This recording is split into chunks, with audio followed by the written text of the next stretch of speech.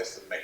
But hopefully I know more about this than some of you, and so it's worth me being upfront.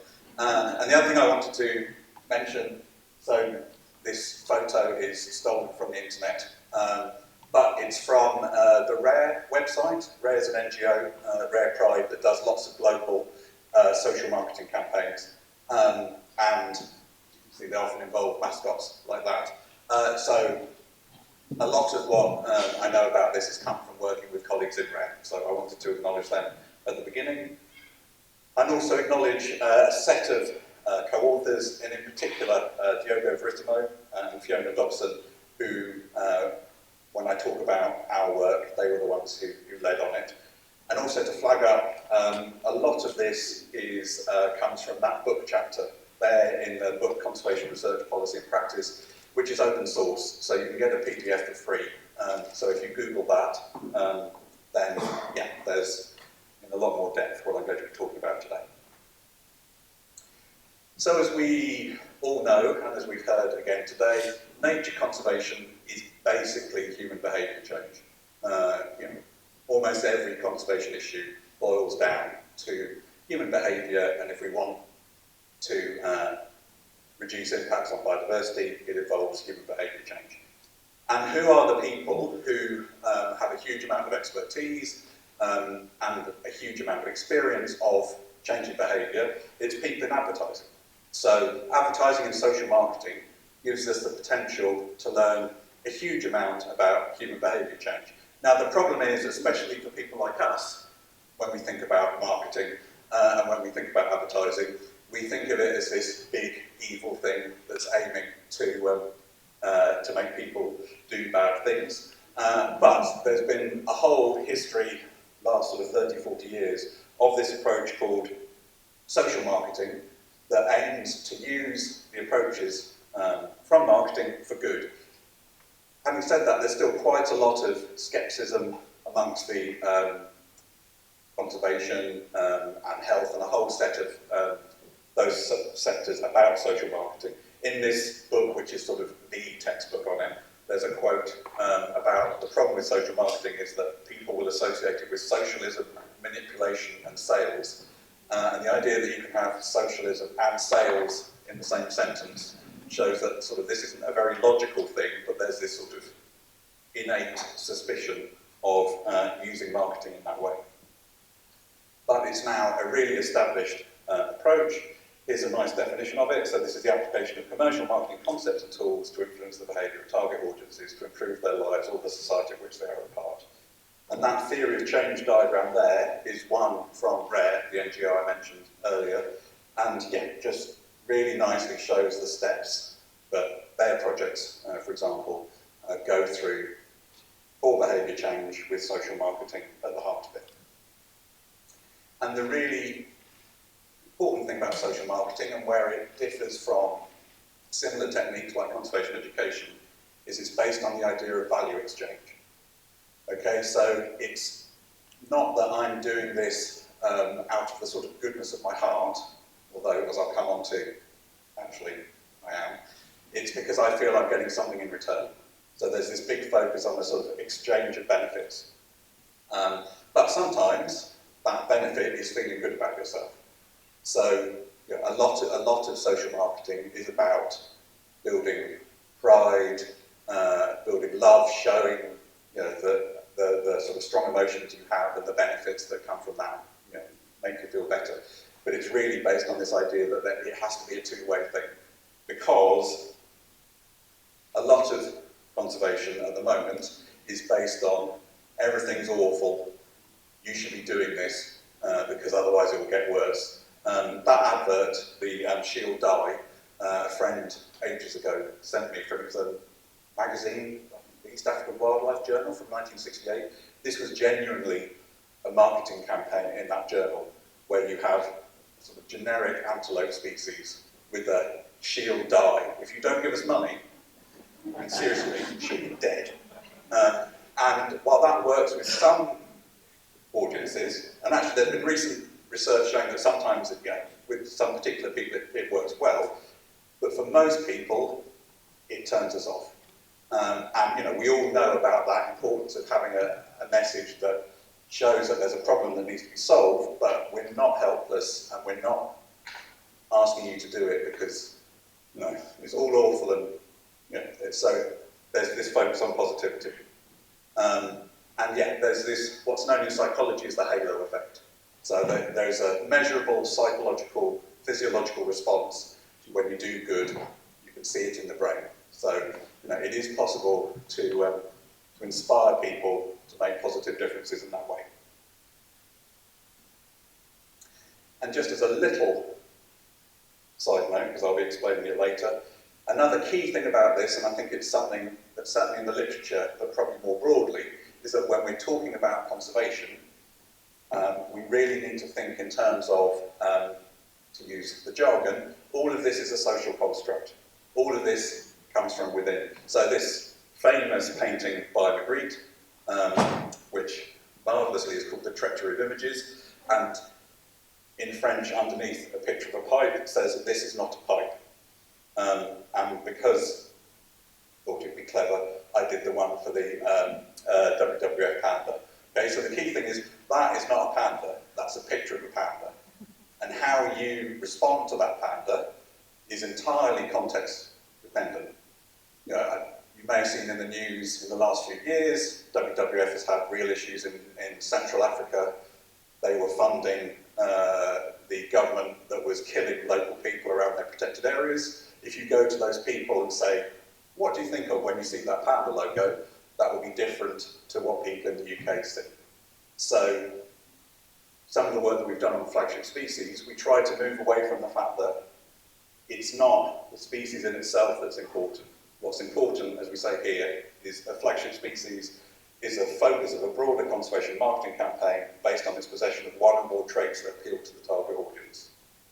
Okay, so that key thing of it's how people perceive things rather than the actual thing themselves, and I'll come on at the end to give a marvellous example of where perception really is key. So there are 5 broad steps to social marketing, and just going through them in turn, and I'll give a little example for each. So a lot of this is actually, I'm sure, very familiar to you, whatever you do, in terms of this systematic approach where you do things step by step, whether it's managing staff or projects or whatever, fits in nicely here. So obviously the first thing that you need to do is you need to work out what social issue you intend to tackle, where you're going to work, your organisation's strengths and weaknesses, and yeah, you look at prior efforts and exploratory market research. And in terms of the sort of understanding the background, give an illustration from this, and I did think I could talk about we don't need lions here as well. In terms of, if we're thinking about the conservation issues that we need to tackle, we know from lots of research, and it's obvious in the real world, that there's a set of species that people feel more drawn to than others. So we did some work that showed that for the mammals that are used in international conservation fundraising, 2 things: whether something's got forward-facing eyes and whether it's big. If you're something that does that, then you'll be way more popular with the general public.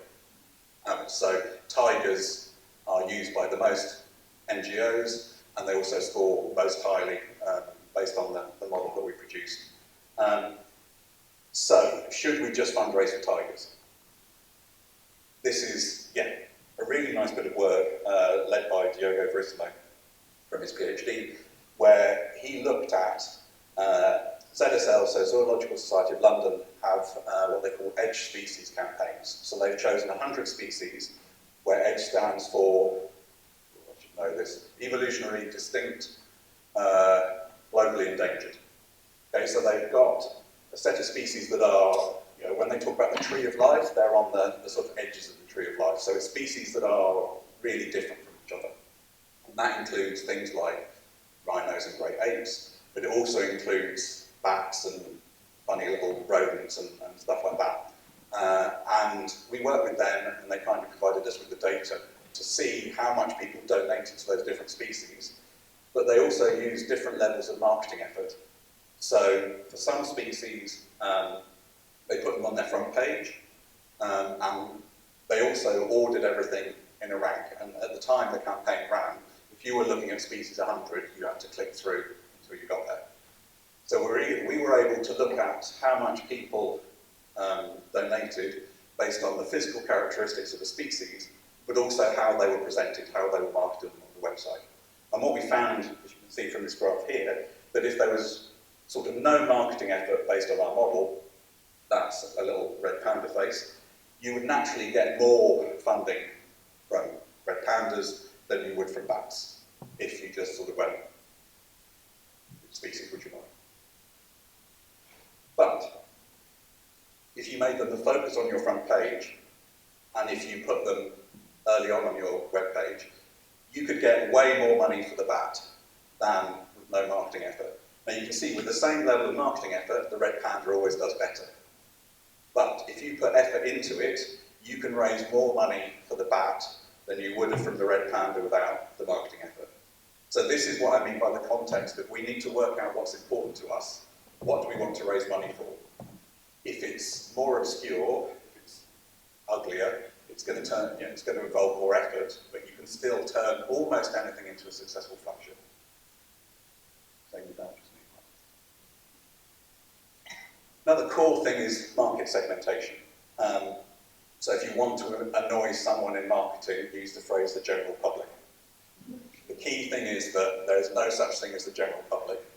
There are groups of people, and for a particular campaign, there are different groups of people who will respond in a different way. So the first thing you need to do once you've worked out what you're aiming to do is what's called market segmentation. And there's a whole set of techniques for measuring your target audience and working out actually what groups do they belong in, and then which groups you really want to work with.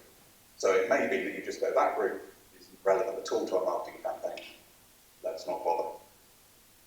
And this comes out nicely from this great work that Fiona Dobson led on for our master's project at DICE, where we looked at conservation areas as a type of fundraising flagship. So we asked a whole set of UK people, imagine that you are going to donate for funding for a conservation area in South Africa. And then we gave them different characteristics, the different people that we asked, and asked them what they're willing to pay was. From that we could work out which things appeal to them most. And we identified those three groups. And if you look at the whole, sort of all the data together, that graph shows the willingness to pay for the different factors in terms of what people thought was important. But it differed between the groups. So, for example, the group one, the NGO member, less wealthy, which is basically us, they weren't interested in whether a conservation area was community owned or not.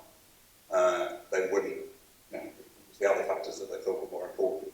And critically, when it came to work out how much money group one were willing to pay, turned out they weren't willing to pay anything.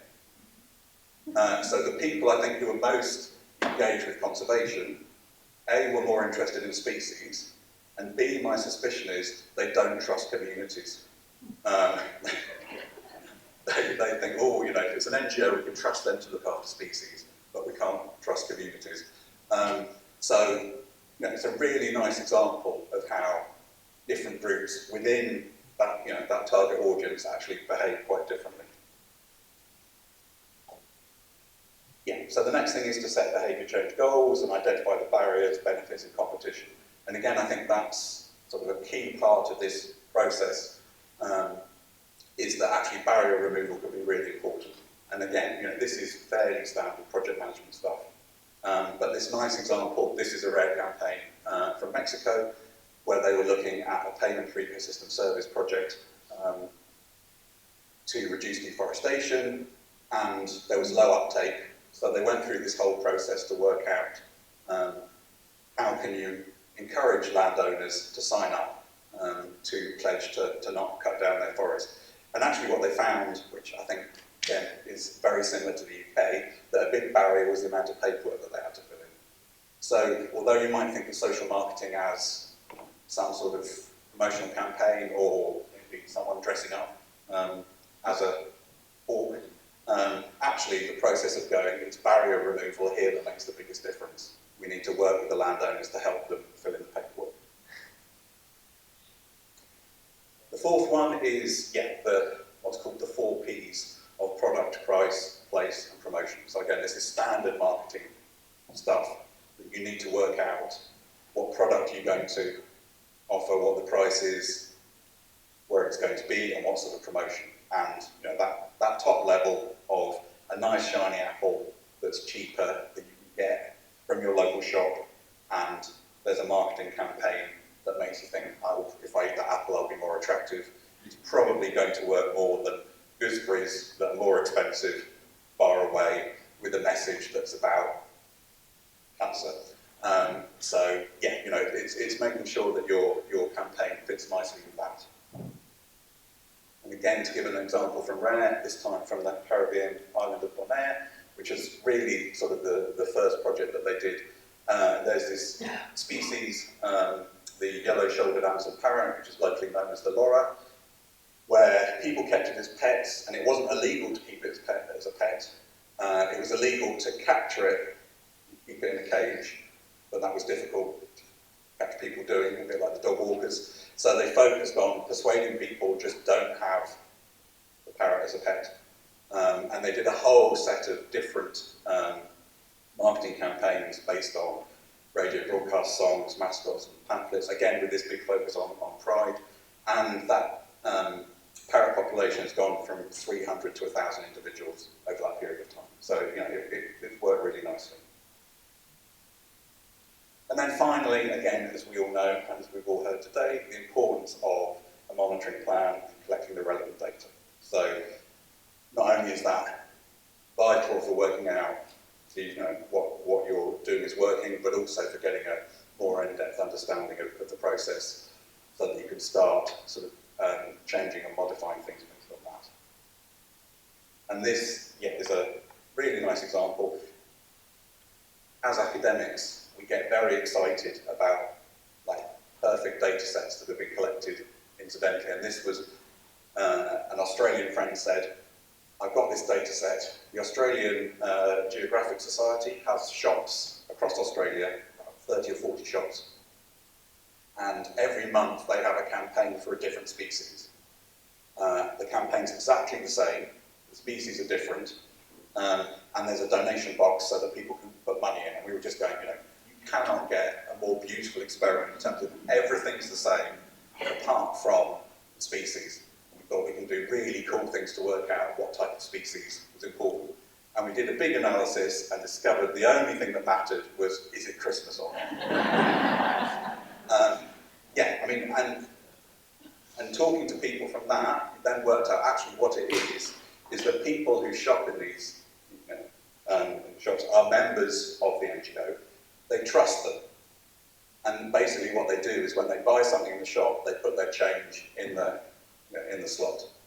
So the nice thing about that was you could say, well, if there's something you really want extra funding for, do the campaign at Christmas. But again, just understanding the context is really important for these things. So yes, finally, in terms of the creativity, I think the key part of social marketing is that you need to be systematic. These theories of change, these steps are vital. But also, there's a real role for creativity. And I think often in conservation, we just tend to copy what everyone else does. The thing that always just go, when it's International Whatever Day, Tiger Day, Pangolin Day, blah, blah, blah, just go, how would you expect to get your message out if you do the same as everyone else all at the same time? Difference is important. And one of my favourite examples of creativity is from a campaign in Canada for shredders. Okay, so about 15, 20 years ago, someone came up with this thing of, it's a beautiful joke, and it was some people in the lab working on, it was the shreddies, boffins, working on how to improve the product. And someone came along, and they would have these shreddies, and someone said, I've got it, I've invented the diamond-shaped shreddy. And so it started someone on the production line doing that, and suddenly there are all these diamond shapes. So that was the advert. They then started doing them as boxes of diamond shreddies that were different. and then you could get a box of mixed, normal and diamond, but that increased profits by 18%. Okay, so that creativity really worked, and I think that's the sort of thing that we can be doing way more in conservation. So yes, to conclude, social marketing is going to be vital for encouraging behaviour change, and yeah, it's increasingly important in conservation, but I think it's still got a long way to go in terms of the difference it could make. And it brings those frameworks and approaches that are really important for making things more effective. But yeah, these campaigns need to stand out from the crowd. If we're just doing the same over and over again, it's not going to make much difference. And yeah, we need to do way more about measuring the results of these studies, and we also need to think much more about trade-offs. There's often a problem that the marketing campaign, so my friend for quite a while worked for WWF International, he ran their tiger program, and when it was his turn for fundraising, he said the marketing team would go, yay, we can do tigers, that'll be easy. But the problem is, how much money do tigers need? There's that sort of return on investment that £1,001 for a tiger, that £1 there is going to make much less difference than the first pound for the endangered bat or whatever. So, we really need to start off by thinking, what do we want to change, and do the marketing campaigns accordingly. We'll leave it there. Thank you very much.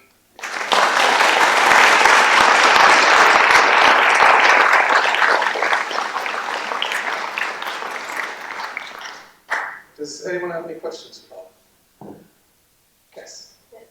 So the chicken and egg question is, would you say we find rounder front-facing animals cuter or more attractive because that's what we really thought, or do you reckon that there is a way that maybe different cultures who have different animals would actually find something else attractive due to what they're when they're younger?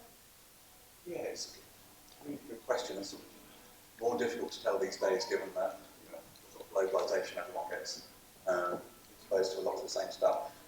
I think a core part of it is, if you look at those cave paintings of the bison and the saber-toothed tigers, anyway, the sorts of flagship species that we use in campaigns now were often the things that people were painting on caves thousands of years ago. So I think the forward-facing eyes is probably because human faces appeal to us the most, and if you've got forward-facing, a species with forward-facing eyes is a bit more human. And if something's big, then it's sort of... So, but there's certainly a huge amount of scope for, well, yeah, there are definitely big cultural differences. Like people in Japan really like hippos, I think. So there's people in Poland really like proboscis monkeys. So there's definitely differences like that. So yeah, a sort of a mixture of both, and the fact that if it's a local butterfly, people can get really excited about that here. So yeah, it's all very sort of context dependent as well. Anyone else? Thank you very much, Bob.